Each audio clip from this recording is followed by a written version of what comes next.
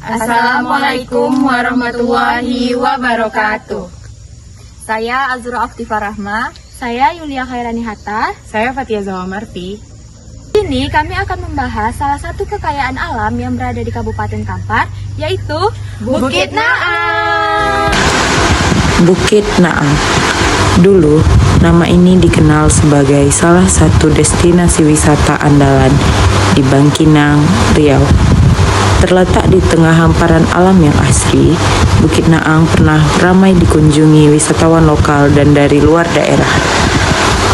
Wahana flying fox, kolam renang, dan petualangan alam menjadikannya tempat favorit bagi keluarga, pelajar, hingga pecinta alam. Pada awalnya, Bukit Naang ini merupakan lahan karet yang tidak terurus. Namun, pada 2002, lahan seluas 80 hektar ini dibeli oleh seorang pencinta alam. Kemudian, di 2008, diubahlah lahan ini menjadi Taman Agrowisata Bukit Naang.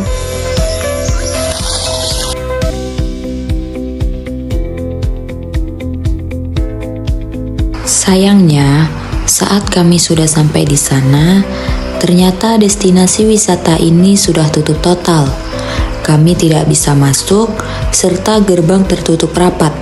Tidak ada petugas dan tidak ada pengunjung yang berada di destinasi wisata tersebut. Bukit Naang yang dahulu menjadi ikon wisata di Bangkinang kini hanya menyisakan kenangan. Kami hanya bisa melihat dari luar saja. Tidak ada informasi resmi kapan destinasi wisata ini berhenti beroperasi. Tapi, dari sebuah banner yang masih tergantung di atas gerbang, tertulis Selamat Tahun Baru 2024. Kami pun mengambil kesimpulan bahwa mungkin saja Bukit Naang tersebut berhenti beroperasi pada awal tahun 2024. Seiring berjalannya waktu, berbagai tantangan mulai muncul, mulai dari berkurangnya jumlah pengunjung, kerusakan infrastruktur, dan minimnya perawatan. Penutupan ini tentu bukan tanpa alasan. Seiring waktu, Bukit Naang menghadapi banyak tantangan. Jumlah pengunjung menurun drastis, beberapa wahana rusak dan tak terawat, investasi perbaikan minim, dan pandemi yang melanda beberapa tahun lalu juga memperburuk kondisi, membuat banyak tempat wisata kehilangan pemasukan.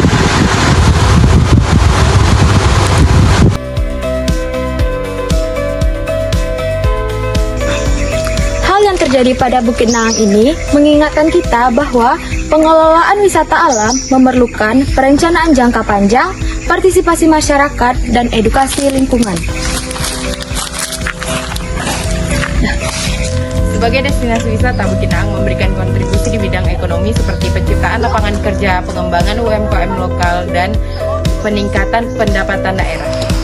Sebelum Bukit Naang tutup, kawasan ini menjadi pusat perputaran ekonomi masyarakat.